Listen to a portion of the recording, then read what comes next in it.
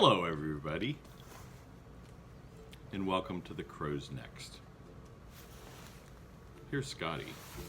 Here's Steve. You found us. Tonight we want to talk just a little bit about an adventure we had on our most recent cruise. We went on a Carnival cruise to mysterious Greenland. And it wasn't the only purpose of it, but one of the cool things about it was we thought, hey, you know what? There's a lot of things we might get to see for the first time because we're heading north from the mid-Atlantic for once.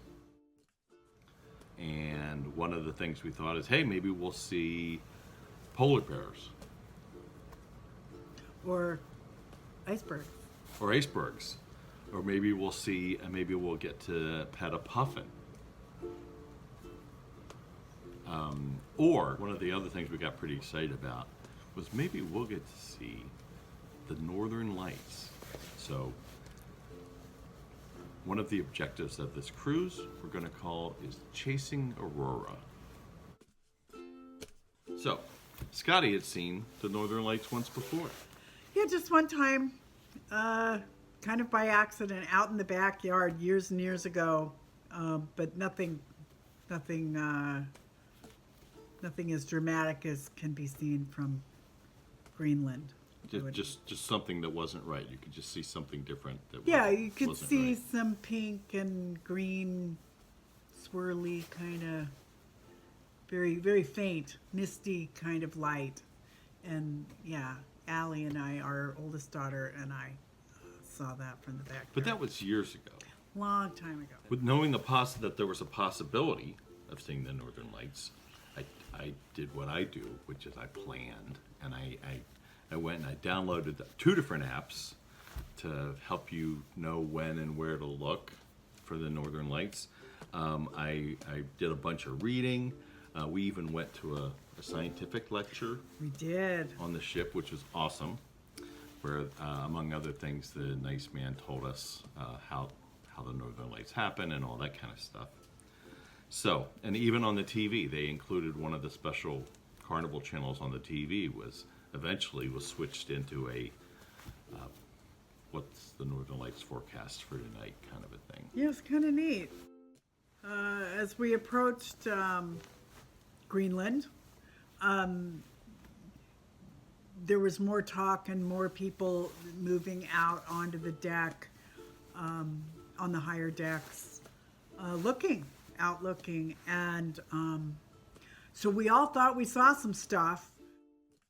There was a faint yellow glow, and I got very excited, and but it turns out it was probably a distant town, on shore. I think it was basically, we'd been far out to sea the whole time, and it was like our first brush, sort of close to maybe the coast of Newfoundland, and there might have been a little town there, and as distant as it was, in that utter darkness, it made a glow on the horizon that kind of threw us off a little bit.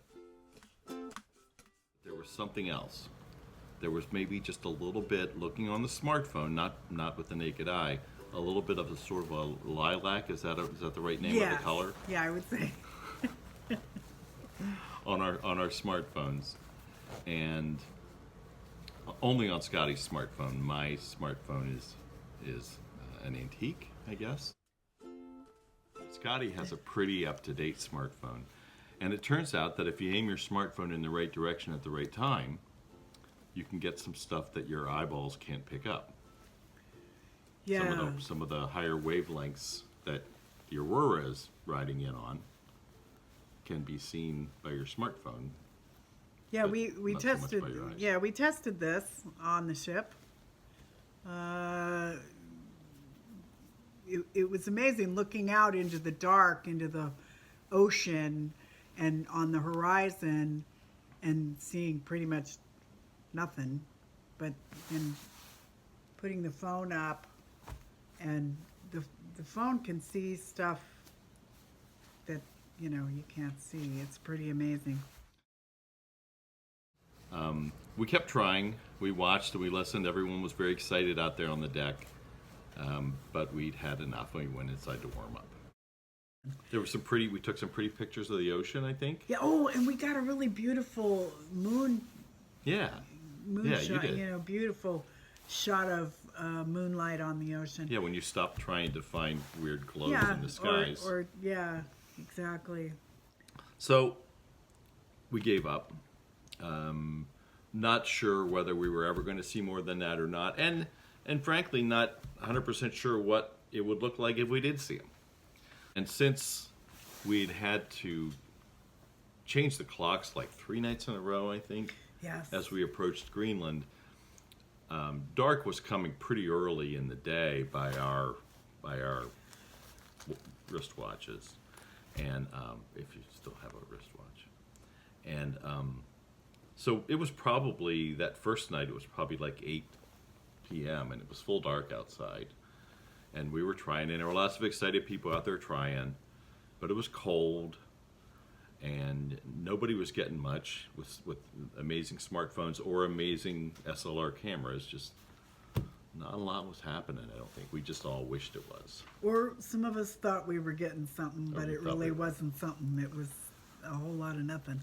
I did get up one morning before an excursion on Talk, and looked out the window and was startled by at least the proximity made it look like a giant iceberg glowing in the darkness of the morning. It was glowing.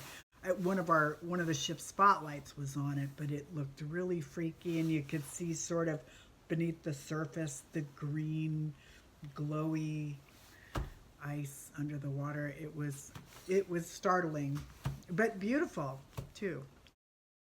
And I think they call that it's either a bergy bit or a growler. I guess we'll get into that later. Yeah, the technical terms, although they don't sound very technical, bergy bit, but apparently that's a technical term. It is. And it was one of those kind of things. On another night, Scotty was beat. I went out a little bit after 10. We had some pretty early bedtimes.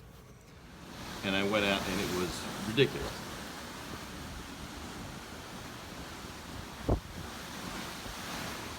It was much colder. It was much wetter. It was kind of treacherous walking around on the deck. The wind was crazy high, and I saw their spotlights were scanning for icebergs, which is pretty cool to watch. That was a sign that we were getting up there in the latitudes. I aimed both our smartphones in every direction. I don't think I got anything but the black ocean below, but I tried. And then I was freezing very quickly and went back in. As a matter of fact, some of the doors weren't even operable because it was so nasty outside. I had to find a door that I could use to get back inside to the boat. It was exciting, I guess, because there was nobody on the deck of the ship, but no, I wouldn't say we got Northern Lights that night either. So back inside I went to warm up. That didn't work great either, but we'd been following social media. Yeah, it was poor Steve. He stayed up late and went out there. Seemed like every day we'd be at breakfast and be looking at our, checking. Steve would be checking his phone, and it seems like everybody or a lot of people on the boat were able to stay up quite a bit later than us, and they were able to catch some lovely views of the Northern Lights, but this required staying up till the wee hours of the morning. And I even saw one or two people that caught glimpses, at like 4 or 5 a.m. It also helped that some of these folks had sprung for a balcony, which we chose not to. We got a perfectly nice cabin that had a window, but those windows, they're okay for seeing rough outlines, but they're not great for being able to point your smartphone out there and see a vague lilac glow on the horizon. But But some people were able to wake up in the middle of the night, walk over to their little balcony, and boom, get amazing pictures of the northern lights. Right.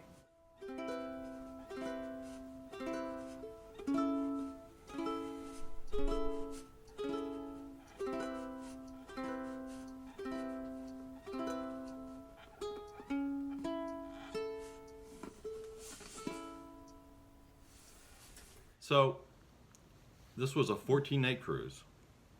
We spent quite a few of those nights in the Arctic region of the world, on Earth. And apparently, some of the people near us on the same ship with us were able to get beautiful, amazing shots of the Aurora Borealis overhead and at all hours of the evening. We didn't have very much luck. After 2 weeks, we came home. We had a great time. We didn't see the Aurora. We came home. And then about 3 weeks later, what happened?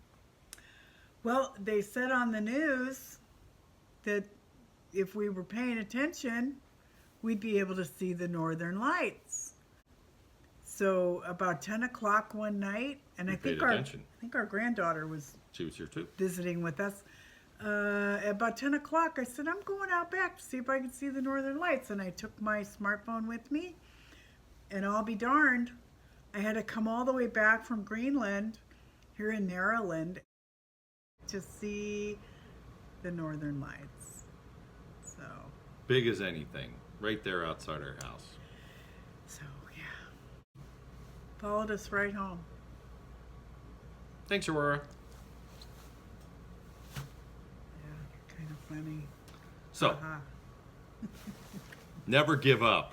And Never give sometimes up. you chase the Aurora, and sometimes the Aurora chases you. Yeah, don't stop believing. And so from the crow's next,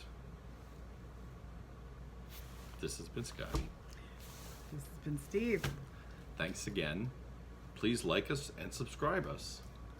And we'll see you again soon. Bye. Bye. Scotty Steve, Scotty Steve, Scotty Steve, Scotty Steve, Scotty Steve, Scotty Steve, Scotty Steve, Scotty Steve, Scotty Steve, Scotty Steve, Scotty Steve, Scotty Steve, Scotty Steve.